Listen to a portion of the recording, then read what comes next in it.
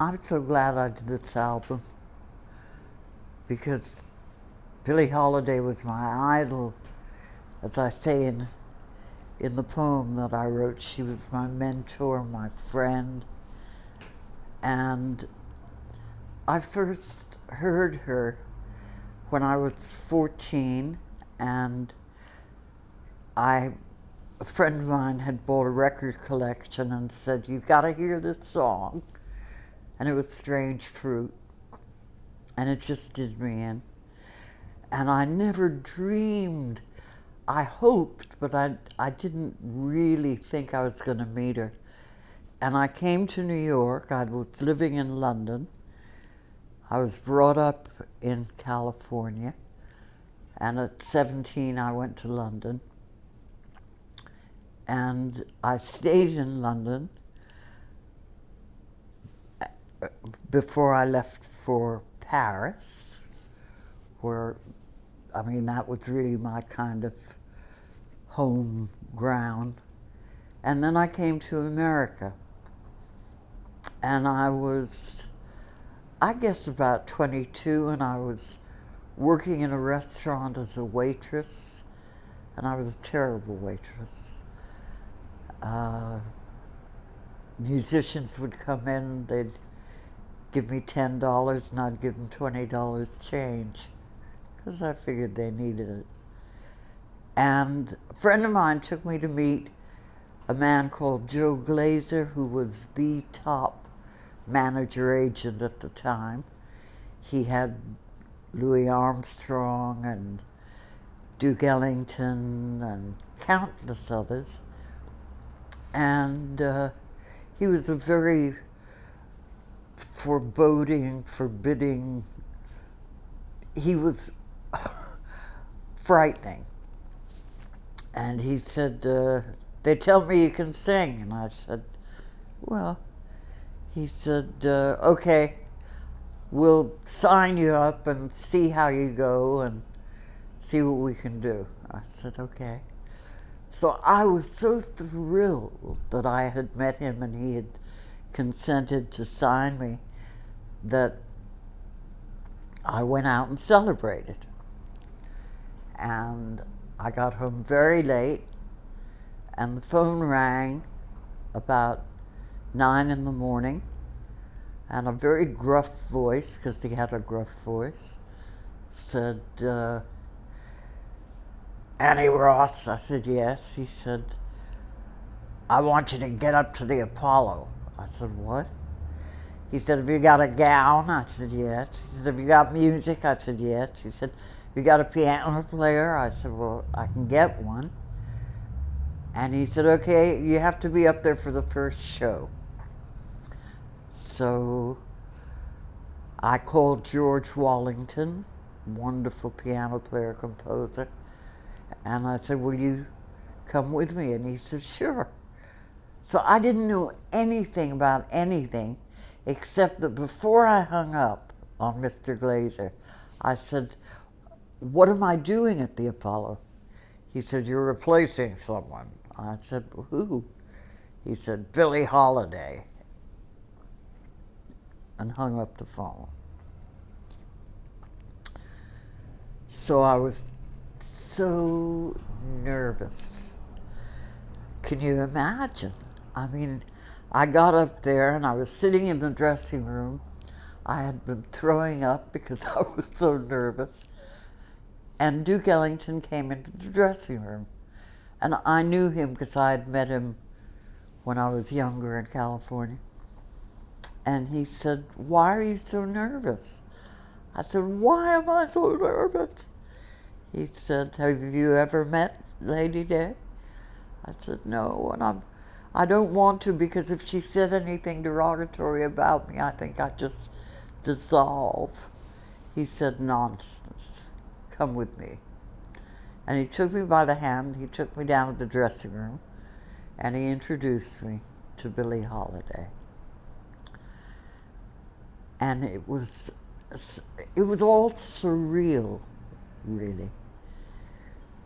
And then Duke had to go out at the Apollo and announced to the people that Billie Holiday wasn't going to make the first show. At which point a lot of people got up and left, and rightly so.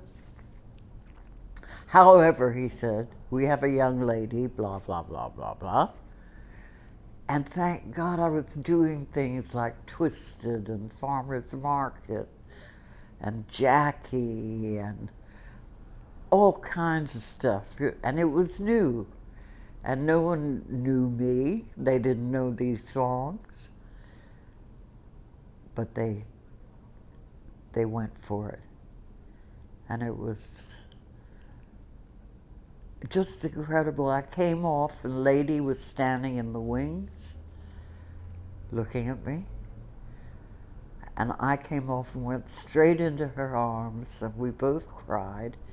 And then Duke came out and said, you two lovely ladies, get out there and take your bow. And we did. And that was my first meeting with her. In later life, when she wasn't well, I used to go up and stay with her because she'd been kind of bypassed by a lot of people. And she loved to watch cartoons.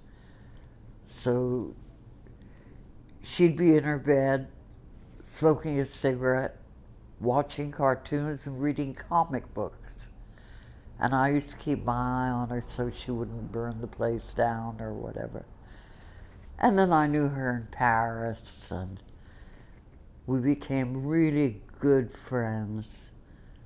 I remember she needed her hair washed, and I said, I'll wash it, which I did, and she laughed.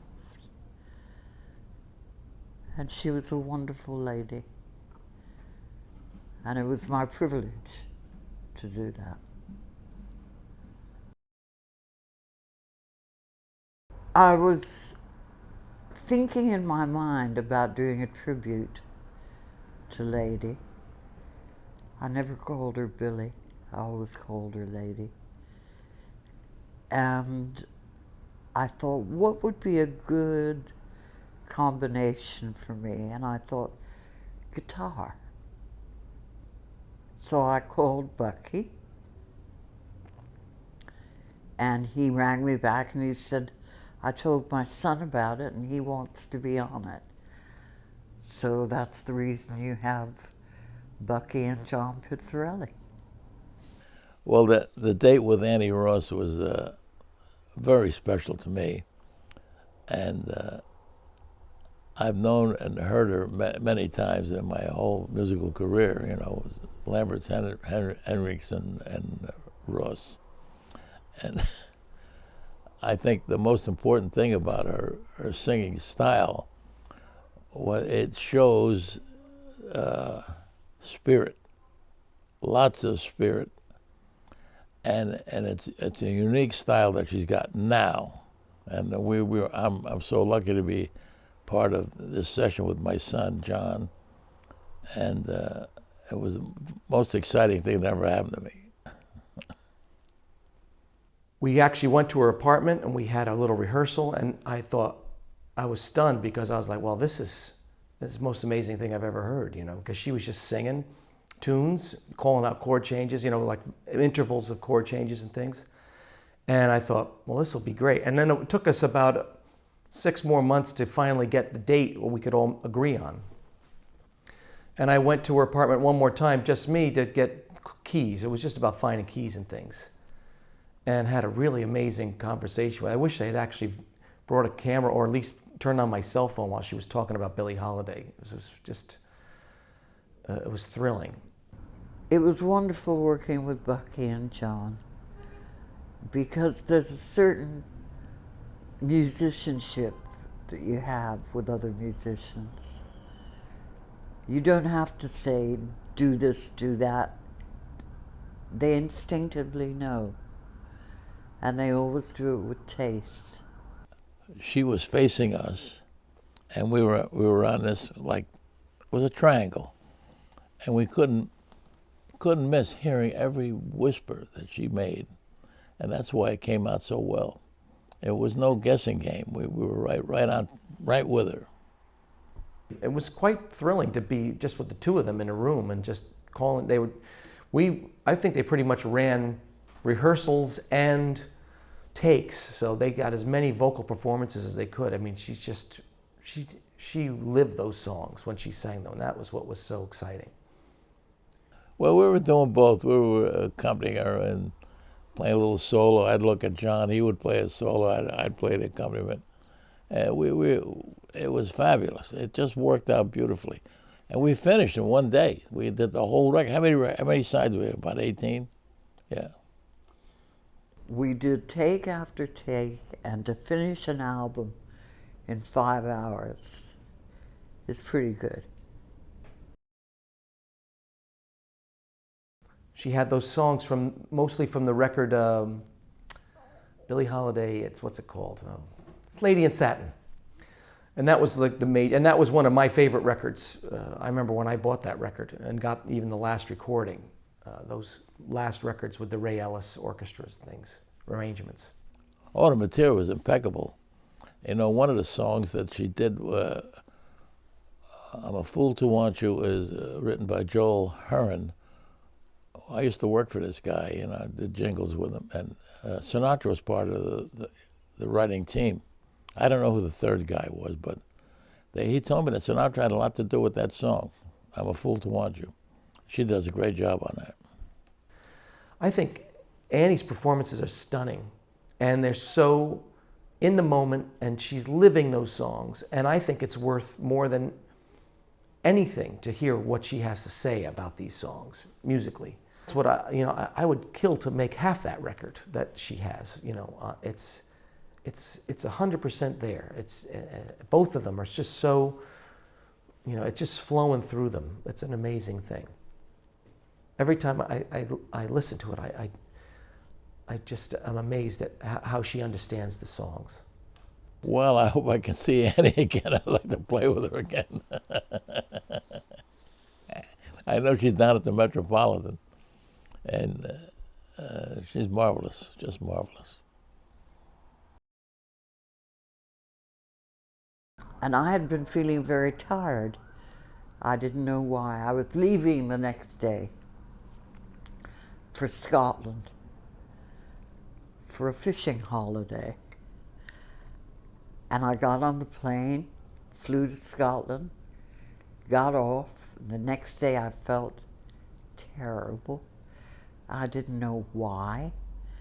And it turns out I had pneumonia, so I was put straight in the hospital. And they let me out after 2 weeks. They had to take me back in. And I was going to say I was accompanied by pneumonia. I'd like to mention the man I love and what he has done for this business. I'm talking about jazz. I'm talking about music. He was Dizzy's best friend, and he's my best friend. And Dave Usher. I love you. There's one person I haven't mentioned that I'm very proud of, and that's my son, Kenny Clark Jr., who was born in Paris. And I love him to bits, too. One thing I'd like to say about this album, it was done with a whole lot of love. That was the communication between Bucky and John and myself and everybody who participated in it, the engineer, etc., etc. And I think Lady would have liked it.